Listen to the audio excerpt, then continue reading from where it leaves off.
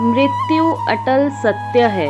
Moral story. किसी छोटे से गांव में सोमदत्त नामक एक निर्धन ब्राह्मण रहता था। वह कर्मकांड, ज्योतिष आदि में बहुत योग्य था, किंतु आजीविका हेतु भिक्षाटन ही उसका एकमात्र आश्रय था। एक बार बरसात के मौसम में वह दूर के गांव में किसी से मिलने गया था। वहां से वापस लौटने में अंधेरा हो गया। अचानक बरसात भी शुरू हो गई। उसका घर अभी काफी दूर था, लेकिन उस जगह से पास में ही ब्राह्मण के एक रिश्तेदार का घर था। उसने वह रात अपने रिश्तेदार के घर में बिताने का निश्चय किया।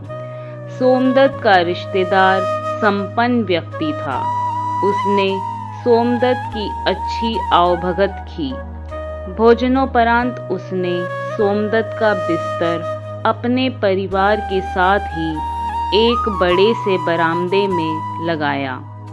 सोमदत्त, रिश्तेदार, उसके 2 पुत्र और पत्नी सब लोग बातें करते करते सो गए। ब्राह्मण को जल्दी जागने की आदत थी, इसलिए वह रोज की भांति ब्रह्म मुहूर्त में ही जाग गया। अचानक उसने देखा कि कहीं से एक सांप रेंगता हुआ गृह स्वामी के बिस्तर के पास गया और उसे डस लिया। उसके बाद सांप ने उसके दोनों पुत्रों और पत्नी को भी डस लिया और चुपचाप वहां से निकल गया। ब्राह्मण ने सोचा कि सांप किसी दबाव या खतरे को देखकर ही काटते हैं, लेकिन इसने सोते हुए पूरे परिवार को डसा और मुझे छोड़ दिया। यह सांप नहीं, कोई और है। इसका पीछा करके पता लगाना चाहिए। यह सोचकर वह सांप के पीछे हो लिया। थोड़ी दूर जाकर सांप ने एक सांड का रूप धारण कर लिया और रास्ते में खेल रहे एक बच्चे को सींग से मारकर उसकी जीवन लीला समाप्त कर दी। उसके बाद आगे जाकर उसने एक सुंदर स्त्री का रूप धारण किया और एक कुएं की जगत पर बैठ गई। थोड़ी देर बाद उस जगह से 2 नवयुवक गुजरे, जो मदिरा के नशे में थे। सुंदर स्त्री को देखकर दोनों उसे पाने के लिए लालायित हो उठे। इसी बात पर दोनों में झगड़ा हो गया। तलवारें खिंच गई और दोनों आपस में लड़कर मर गए। वह स्त्री वहां से उठी और नदी के किनारे पहुंची और एक भयंकर विशाल सांप में बदल गई। नदी में यात्रियों से खचाखच भरी एक नाव बीच धारा में जा रही थी। वह सांप तेजी से नाव की ओर लपका। नाव के पास पहुंचकर वह नाव में चढ़ने लगा। विशालकाय सांप को देखकर यात्रियों में भगदड़ मच गई, जिससे नाव का संतुलन बिगड़ गया और नाव डूब गई। सभी यात्री मारे गए। इसके बाद वह सांप किनारे आया और एक ब्राह्मण के रूप में बदल गया। यह सब देखकर सोमदत्त ने उस ब्राह्मण के पैर पकड़कर कहा, महाराज, आप कौन हैं? ब्राह्मण ने हंसकर उत्तर दिया, तुम इतने समय से मेरे पीछे हो और इतना सब देखकर भी क्या तुम नहीं समझे कि मैं कौन हूँ? सोमदत्त ने ना में सिर हिलाया। तब ब्राह्मण बोला, मैं काल हूँ। प्राणियों के स्थूल शरीरों का नाश करने का कार्य ईश्वर ने मुझे सौंपा है, परंतु मैं स्वयं कुछ नहीं करता हूँ। जब किसी प्राणी का प्रारब्ध भोग समाप्त होता है तो उसे मृत्यु के लिए निमित्त उपस्थित कर देना ही मेरा काम है। मनुष्य तो निमित्त को ही दोष देता है, किंतु वास्तव में ऐसा नहीं है। मृत्यु तो प्रारब्ध क्षय होने पर ही होती है। मनुष्य केवल अज्ञानतावश ही निमित्त को दोष देता है। मृत्यु के समय से एक श्वास पहले भी कोई किसी को नहीं मार सकता, ना ही एक श्वास अधिक कोई जीवित रह सकता है। ब्राह्मण इस ज्ञान से बहुत ही अभिभूत हुआ और हाथ जोड़कर बोला, महाराज, कृपया बताइए कि मेरी मृत्यु कब और कैसे होगी। काल भगवान बोले, मृत्यु का समय बताने का मुझे अधिकार नहीं है, किंतु मैं तुम्हें इतना बता सकता हूँ कि तुम्हारी मृत्यु मगर के निमित्त से होगी। अब तुम यहाँ से उत्तर दिशा की ओर जाओ, वहीं तुम्हारा भाग्योदय होगा। काल भगवान को प्रणाम करके सोमदत्त उत्तर दिशा की ओर चल पड़ा। चलते चलते वह एक नगर में पहुंचा। उस नगर के राजा के कोई संतान नहीं थी, इसलिए वह नगर में आने वाले प्रत्येक विद्वान ब्राह्मण को दरबार में बुलाकर उनसे संतान प्राप्ति का उपाय पूछता था।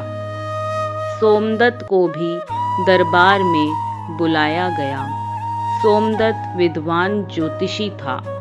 उसने गणना करके राजा को बताया कि ठीक 12 मास बाद उसे पुत्र की प्राप्ति होगी। उसके दृढ़ वचनों को सुनकर राजा को आशा जगी।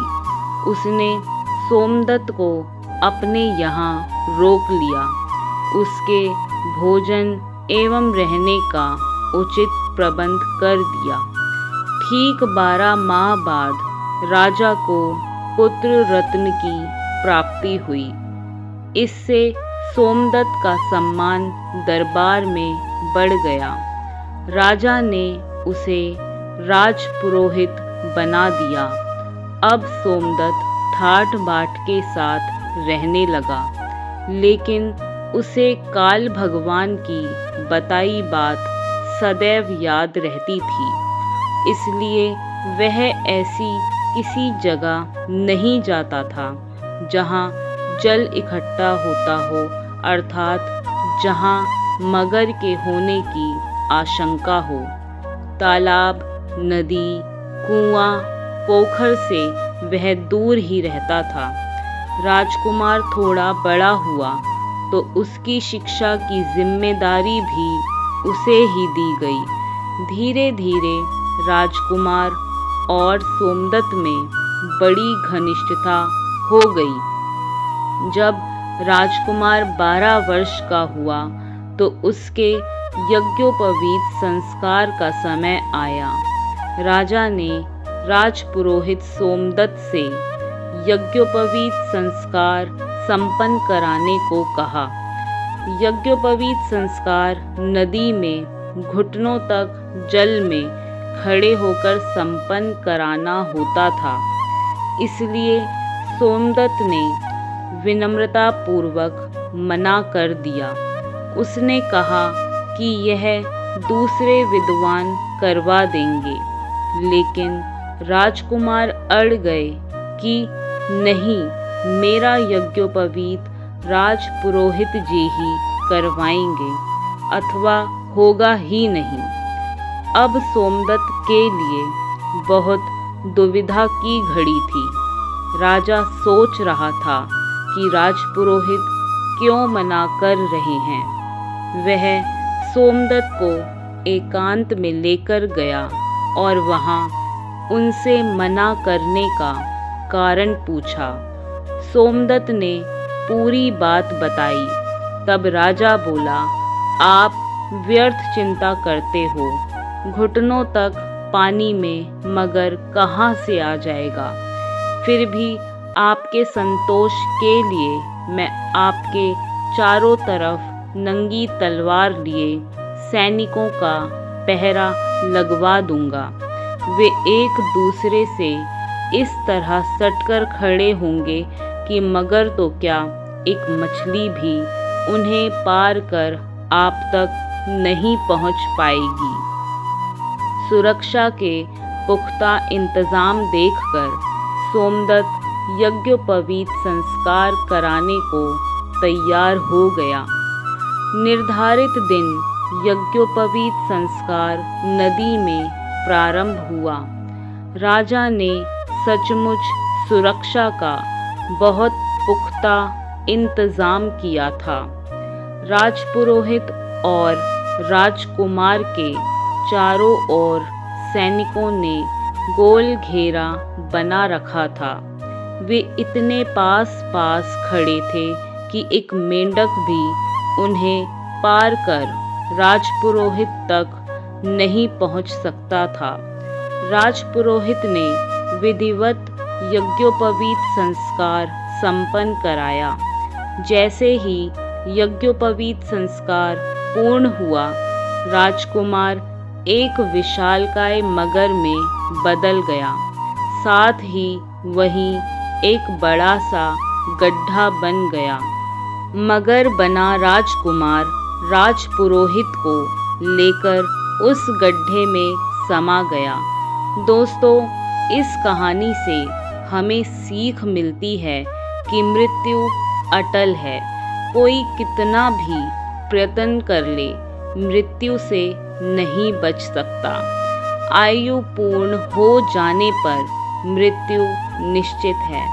मृत्यु से राम, कृष्ण आदि भी नहीं बच सके, जो कि स्वयं ईश्वर के अवतार थे। वस्तुतः मृत्यु तो तभी निश्चित हो जाती है जैसे ही मनुष्य जन्म लेता है।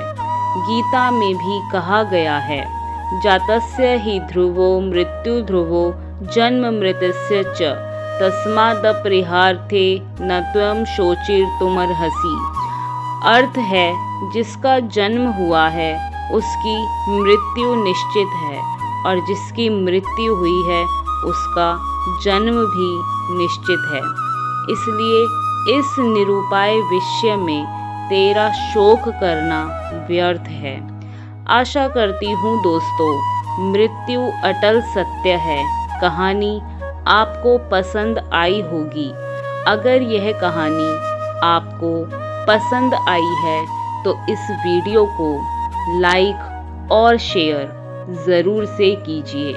और अगर आप हमारे YouTube चैनल पर पहली बार आए हैं तो चैनल को सब्सक्राइब करके बेल आइकन को भी प्रेस कर दीजिए, ताकि आने वाले और भी ऐसे ही कथा कहानियों के नोटिफिकेशन सबसे पहले आपको मिल सके। धन्यवाद।